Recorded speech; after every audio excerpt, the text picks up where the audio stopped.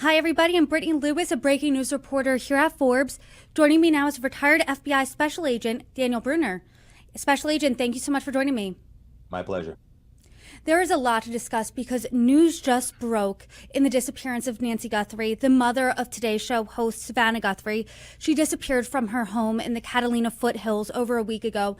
And I want to talk about what the FBI just released. I have it on my phone right here because it literally just happened seconds before this conversation. The FBI released some surveillance footage of what appears to be from a door cam, and it's of a masked man that they say is armed at the door of Nancy Guthrie. He has a mask on, he has gloves, he has a backpack. It looks like he's holding wires, perhaps, that appear to be that Ring camera. I mean, talk to us about these images. What are you seeing right now? Well, I'm looking at the images on my other screen here, and absolutely, because as you said, this is literally developing as we speak. It's outstanding work by the analysis team, the electronic surveillance team, what's called CAST. So it's outstanding work by the FBI to recover these photographs and these videos, these still photos, because these are still photos, but I'm sure there is video to go along with it that they're holding on to. So they're just releasing some images. My speculation would be that there's video to go along with this. But the fact is, this is tremendous amount of clues to provide, because we could look at the jacket, the shoes, the backpack significantly, because you can really tell the make and model of a backpack by using that. It's gonna take some painstaking work by someone to figure out what that backpack is, but they will figure it out, and then they'll be able to narrow it down. Okay, what stores in the area there in the Tucson area sell this backpack, and then they'll move from there, and that'll generate leads, and they know a height, weight, approximate, race, approximately, appears to be a male, but we can clearly see that someone entered that residence. So we can now definitively say that this was someone who should not have been there and entered that home. Now, could this have been a home invasion gone wrong and then they took the woman out of there? That's possible. Or this was a kidnapping, pure and simple. It's still a possibility. But we can definitively say now that there was somebody at the house at that hour and they committed a crime. How big of a break was this? Because I was going to first ask you about the FBI statement on Monday. Obviously, this seems to change everything, but this is what the FBI said Monday. The FBI is not aware of any continued communication between the Guthrie family and suspected kidnappers, nor have we identified a suspect or person of interest in this case at this time. They also added that they still needed the public's help. Now, we are Tuesday afternoon. We see these images. They're very chilling. This person who's at the door has the mask on, gloves on, is armed. I mean, how big of a break is this? Oh, it's a huge break for the FBI and the investigative team there.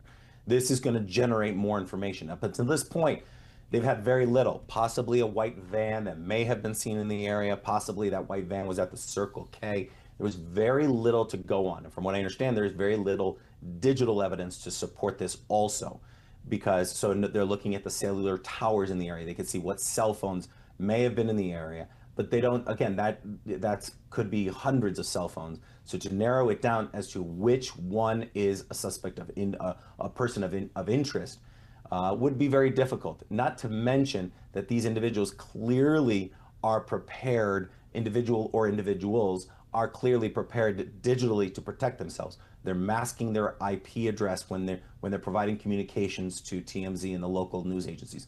They're leaving the watch behind. So to think that there would be make a mistake as foolish as to have their cell phone turned on while they're at the residence conducting this attack, I think that would be a little bit careless of them for something that they've prepared for and looks like that they're working on. So, but they can't we can't leave that out as a possibility.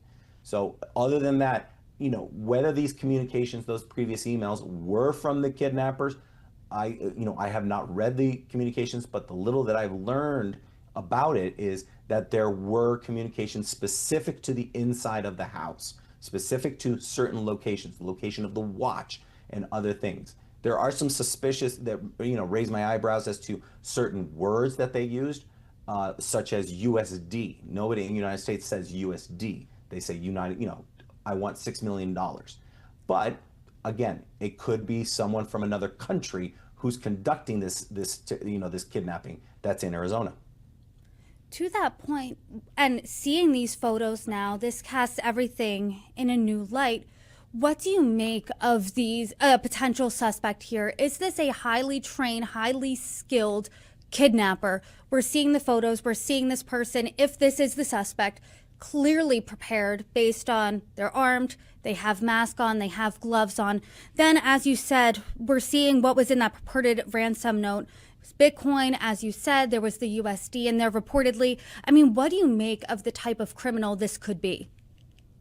Well, I would look at this as, I wouldn't say amateur hour, but it's to that point, is kidnapping an 84-year-old woman who's on medication is not a good decision. It's not a wise. So are these experienced kidnappers? No, I would gander to say they are not experienced kidnappers, because you don't kidnap an 84-year-old woman who has a limited time to conduct. If you wanted to really have negotiations and you really wanted to have a kidnap for ransom, you would typically kidnap someone who's much younger, 40s, 30s, or children, who then would be able to survive days, weeks, possibly months. So I find it very difficult to believe that these are experienced kidnappers.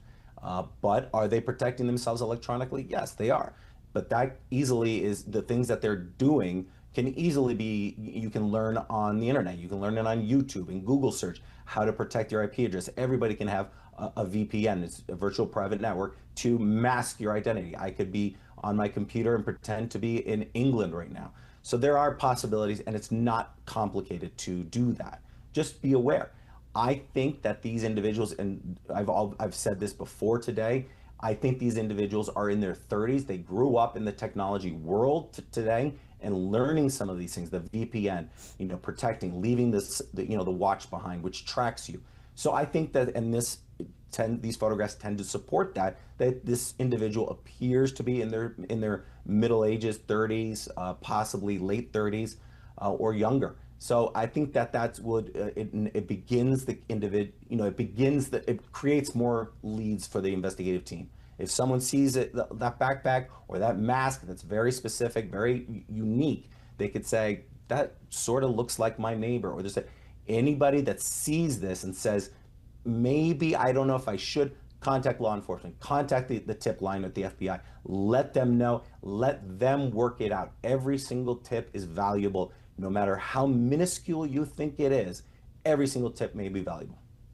I want to talk about where we are right now in this broader timeline of the story, because you and I are sitting here. It's about 1:15 Eastern Time on Tuesday afternoon. The FBI released these surveillance photos a little before 1 p.m. Eastern Time Tuesday afternoon.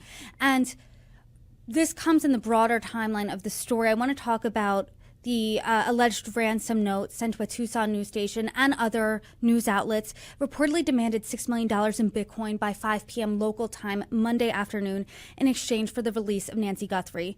And the news station also reported that the note apparently indicated a threat to Guthrie's life if that demand wasn't met. And as we sit here on Tuesday afternoon, we are about 18-ish hours past that deadline that the alleged ransom note gave, and Nancy Guthrie is still gone. And right before these surveillance photos were released, and even now, it didn't seem like that ransom was paid. And before the photos, it didn't seem like there was much evidence to go on. Now we have these surveillance photos. So what do you make of the timeline between the alleged deadline from that ransom note to now? Well, I think that when this whole incident started, I thought we were, obviously this, like I've said, is 84-year-old woman that needs medication to make it through the day. And at that point, I was like, well, we're day by day. I'm worried about this day by day. When we got to the 1 week mark, that became hour by hour.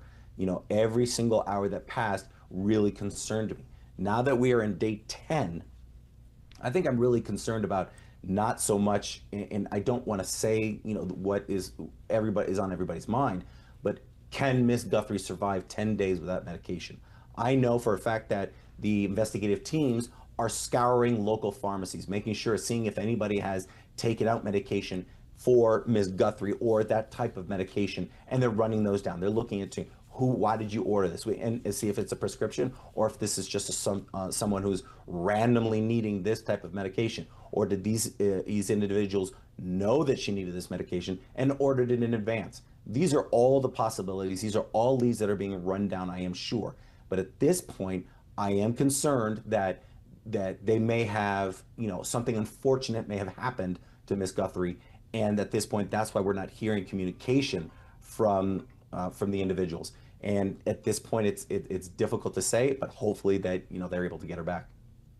And when we see this surveillance photo, I want to hone in on the timeline a bit, and specifically those 41 minutes between 1:47 a.m., the doorbell camera is disconnected, to 2:28 a.m., the pacemaker app is disconnected from her phone. I mean, you see these photos. What are you thinking now happened in those 41 minutes? That is incredibly curious as to those 41 minutes, and that's where it's amazing that that individual was in the house for that long. And you saw, if you look at the blood droplets that were on the porch, Miss Guthrie's, that was positively identified as Miss Guthrie's blood. That blood was droplets, which means that she was standing in place. She wasn't being dragged. She wasn't being rushed out. She stood on that porch for a few 3 to 5 seconds. It wasn't an incredible loss of blood. It seems to be like the blood that may have been dripping from her nose or her hand, which was hanging down, because it's blood droplets going straight down, not at an angle, not like she was being rushed, and definitely not because the body was there and being dragged out. So those are indicators that of what could have happened and what did actually not what did happen. That Miss Guthrie was standing on that porch for 3 to 5 seconds at 41 minutes after approximately after this incident started. So it's indicative to saying that she was taken out of her, against her will, but alive. I want to get your take on two videos that Savannah Guthrie posted. One of them was over the weekend. She was with her siblings. She was holding their hands, but she was the one who only did the talking. And it seemed like she was addressing kidnappers. And I want to say exactly what she said. She said this: "We received your message and we understand." And then she also added this: "We beg you now to return our mother to us so that we can celebrate with her. This is the only way we will have peace. This is very valuable to us and we will pay." Then she released a separate video. It was just her by herself, and it was a few hours before that alleged deadline from that purported ransom note. And then she said this: she was alone, and she thanked everyone for their continued prayers. She asked the public for help. Anything that they saw that was out of the ordinary, she asked them to help bring her mom home. She and her family believed that her mom was still out there. So I'm curious what you think of not only that seemingly change in tune, but also the change in who she was addressing. It seemed like the one video over the weekend, she was addressing the kidnappers, and then in this recent one on Monday afternoon, she was addressing the public. What do you make of that? It's very curious that the message that was sent over the weekend, you could see, that they were distraught. They were distraught, and they were at the point where they are almost relenting to saying, the messages, the words that were in that message on Sunday were very, very distinctive. They were very strange, but you could hear that they were almost to the point of saying, she's probably not alive. And that message was, we want to celebrate her. We want her back. Those are the things. You don't typically say that to saying, listen, we want to get, let's communicate. We want to get her back. So there were very distinctive words. All of these messages, I believe, with the exception of probably the last one, are coordinated with the crisis negotiation teams of the FBI. Those people sit there and say, listen, I understand you want to send a message. This is our recommendation. Say these words. So without a doubt, the first one is definitely the one where they were saying mommy and very distinct. They were trying to get to her heart of the kidnappers. This last message almost seems to the point where she's a much more relaxed and calm and come to an acceptance of this situation, that it's probably gone past the point of no return, unfortunately. The FBI is not going to stop until they have the situation done and they definitively can say Ms. Guthrie is no longer with us. But until that point, they will treat it as she's still alive, she still can be rescued, and she will be brought home. Until then, but you could see the change in that last video. This is such a heartbreaking case. And I mean, watching those videos just, I mean, the only word I can describe it is heartbreaking. But I mean, it's such a bizarre case as well. I mean, it's not common. It's exceedingly rare to see an 84-year-old kidnapped from their home. You see these photos, you see the details of this case, how it doesn't seem like there's that much evidence that we know of as of now. I mean, obviously these surveillance photos are huge, but why in your opinion, as a law enforcement agent of 20 years, over 20 years, why did this happen? What is the motive here? That's what we have to figure out. That's what we have to determine. What motivated this? What created the situation? I think that the individual, like I said, this was their inner circle, not the inner circle, but secondary circle. They saw a crime of opportunity, someone who's a painter or someone who works in a yard or a neighbor's yard, and they find out that Ms. Guthrie is Savannah Guthrie's mom, and they saw this as a crime of opportunity. These are not skilled individuals. These are not seasoned kidnappers. You don't kidnap an 84-year-old woman because of all the dangers that she could pass away during the kidnapping, and then you lose all leverage. So the fact that they're using crypto and IP address masking and things like that, okay, that shows, but that's simple things that you can learn within 5 minutes. My children know how to do that. So that doesn't show to me, skills. But at the same time, why? We'll find out, because they will be found. These individuals, the group that did this, will be found. I have no doubt about that the FBI will get to it. It's all about when they make a mistake. That's the big factor. This video was recovered due to the great work by FBI cast members. They were able to recover digital evidence that appeared lost, but they were able to recover it. And now they produces clues. They will make the criminals here will make a mistake. At some point, they will make a mistake. And Luigi Mangione made a mistake. The shooter in the Brown shooting made a mistake. Each one of these individuals will make a mistake. That mistake is a lead, is a clue that the team will pounce upon. These individuals will be taken into custody. Hopefully, Ms. Guthrie is still alive and they were able to recover her, bring her back to her family, but it's just a matter of time. They will be found. If you think this is a matter of when they will be found, not if they will be found, not if this crime will be solved, it's when this crime will be solved. Do you think that law enforcement right now knows more than they're telling us? Do you think they're holding perhaps their cards close to the chest here? Every investigation is held close to the chest. There's no doubt about that. We know maybe 5 to 10% of the information. And here's the important factor. Here's the important part. As a case agent for 20 years, and I captured 10 most wanted, I worked major RICO cases, international cases. The public does not need to know. That's the important part. The public does not need to know. We would like to know. Now that I'm on the other side of the coin, I would love to know more, but I am no longer clearance, and I don't have a need to know. There is tons of information that the case agents need to keep to themselves, need to keep as leverage, so that the individuals, because we have to imagine that the individuals who committed this crime are watching these same television shows. They don't need to know that the FBI knows about certain things. They need to keep those close to vest. Now, releasing this information is indicative to saying, okay, we need to generate more leads. We need to generate more clues. This will generate more information. If it is typically only released when they kind of hit a roadblock, I'm not saying that there isn't any more leads, but this can generate more. And it's a roadblock, and then hopefully this will open up that backstop. My last question to you then, as someone who has spent over 2 decades in law enforcement, what specifically are you looking out for next now, especially knowing that we have these surveillance photos?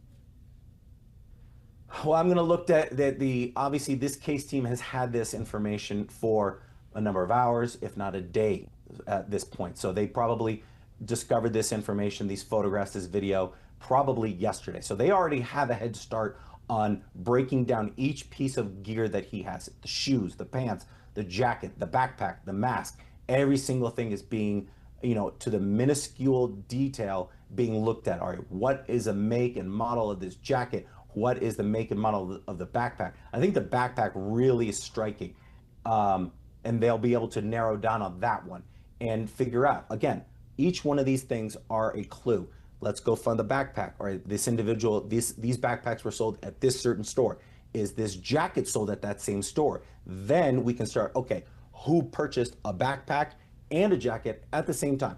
It could result into nothing. It could result into, we have an individual who purchased his jacket and his backpack. It's a male, same age, same height, weight, boom, and there we go. There's a clear lead.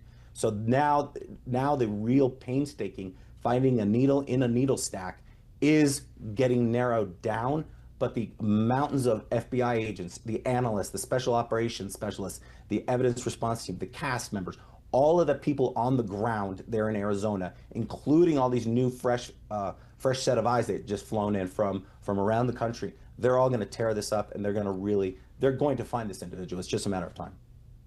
Special Agent Brunner, I really appreciate the conversation, and especially your perspective, your expertise, as we just got these photos in. Thank you so much for the time, and as we see developments, I hope you can come on and join me again. My pleasure, anytime.